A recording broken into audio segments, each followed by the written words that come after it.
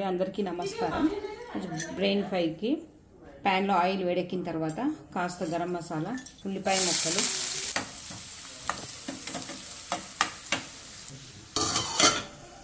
ఉల్లిపాయ వేగిన తర్వాత అల్లం వెల్లుల్లి పేస్ట్, పసుపు, ఉప్పు, కారం,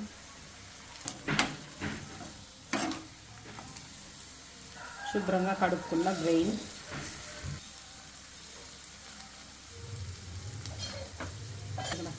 ఒక 2 నిమిషాలు మూతపైకి మగ్గిన తర్వాత ముక్కలు చేసుకోవాలి.